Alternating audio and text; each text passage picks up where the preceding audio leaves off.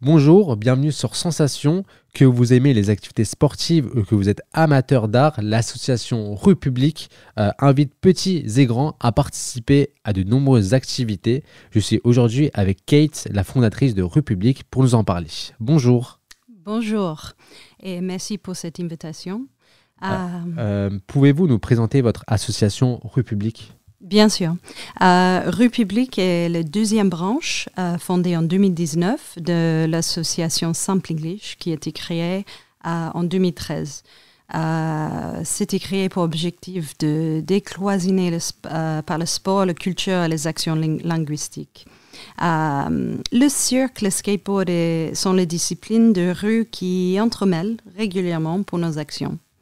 Je pourrais dire aussi que je suis la fondatrice de ces associations.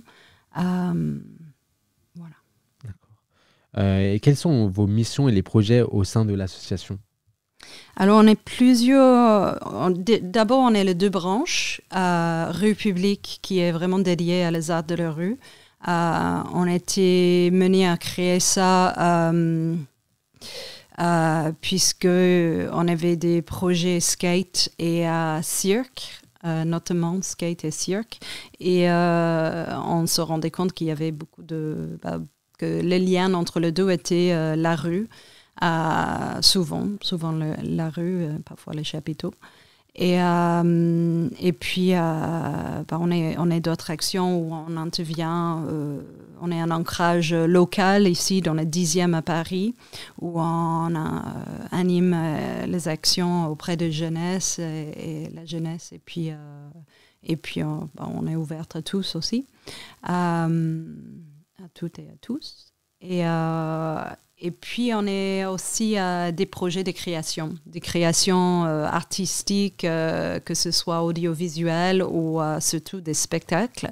Des spectacles où on essaie de croiser les disciplines.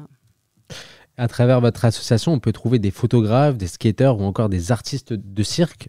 Comment ça vous est venu l'idée de rassembler des artistes de rue et de les promouvoir par votre association ? Tout d'abord, moi-même, j'étais très active dans tous ces domaines et quand on est entouré par des autres artistes aussi, ça mène naturellement vers un chemin artistique. Je pense que c'était important de créer quelque chose de concret à partir du moment où il y avait vraiment des actions qu'on menait. L'idée était aussi renforcée par un parcours professionnel où je me suis formée dans la gestion associative. On compte un grand nombre de bénévoles, mais aussi d'artistes au sein de l'association. Comment ils rejoignent votre association et est-ce qu'il y a un processus de recrutement ? Justement, c'est tout à fait parfois difficile et en même temps, c'est aussi un chemin naturel pour certains. Cette année, on a lancé les annonces sur France Bénévolat pour faire un appel à un coup de main, surtout pour les événements. On avait le Rue aux enfants en mai, pour lequel il fallait qu'on monte un portique de 7 mètres de hauteur dans l'espace public. Et pour ça, il fallait beaucoup de mains. On était devant le café Zoïde et il voudrait que ce soit la circulation soit le plus fluide pour les enfants. Donc pour ça, il fallait qu'on avait les yeux un peu partout. Donc j'ai pu mobiliser entre 10 et 13 bénévolats pour cette journée-là. Donc une ou deux sont passés par l'annonce de France Bénévolat. D'autres, c'est les gens que je connais déjà par mon réseau de cirque. Les circassiens sont très solidaires. Ils ont aussi une motivation et une énergie qui était donc je suis très reconnaissante. Et puis il y avait d'autres personnes locales. Donc le Café Zoïde, c'est un lieu, c'est un café pour les enfants, mais c'est aussi un lieu où il y a beaucoup de de gens qui ont envie de partager et de donner. Donc, pour cet événement-là, on a eu la chance d'être bien entourés. Et puis, on est toujours à la recherche pour des bénévoles, mais parfois, c'est pour des choses très précises. Donc, il faut soit savoir faire un peu de skate ou un peu de cirque. Donc, parfois, c'est pas du tout facile à trouver parfois. Vous rassemblez donc un grand nombre de personnes, des artistes de rue, mais aussi des bénévoles. Et en quoi votre association permet de briser des barrières culturelles et linguistiques ?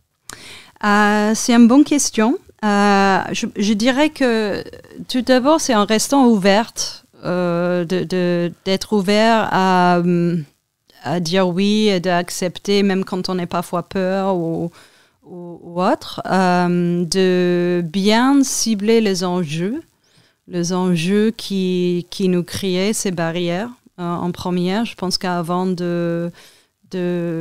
c'est important de prendre conscience de ce qui crée déjà des conflits ou des barrières. Et je dirais aussi que ça, personnellement, ça me dérange de voir qu'il y ait des barrières parfois et que j'avais un peu envie de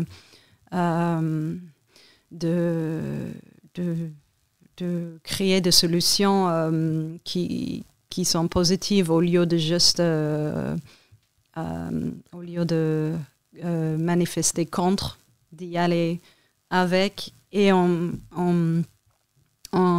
marquant un impact aussi derrière nos pas.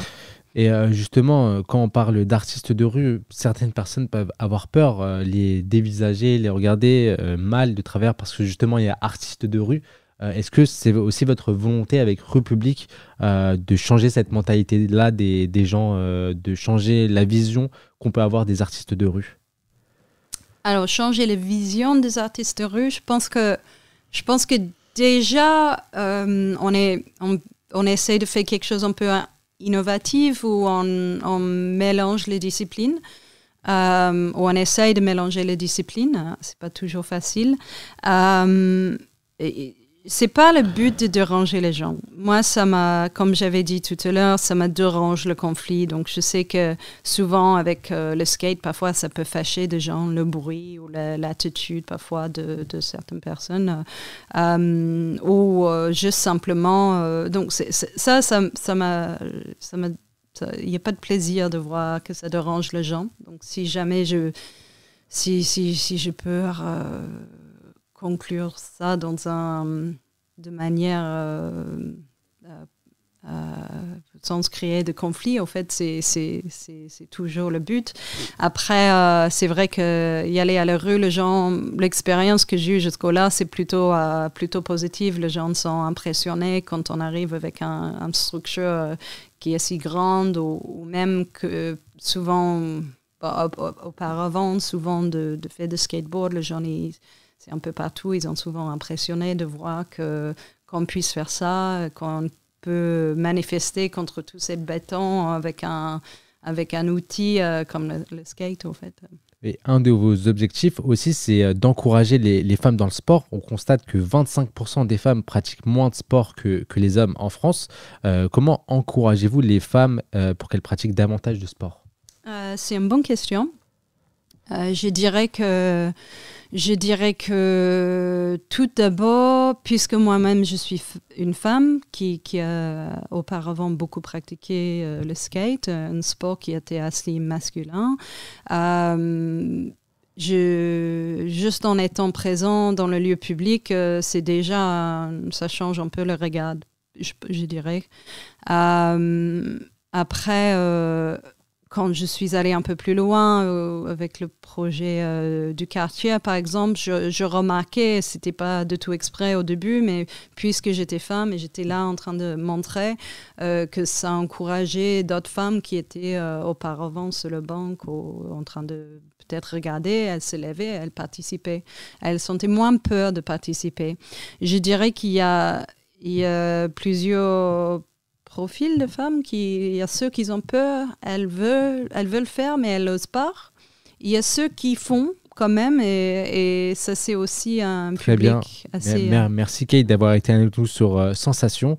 Je rappelle que vous êtes la fondatrice de Rue Publique. Merci à l'ICPA d'avoir prêté leurs locaux pour pouvoir réaliser cette émission. Et pour voir ou réécouter cette émission, rendez-vous sur notre site et notre application Radio Sensation.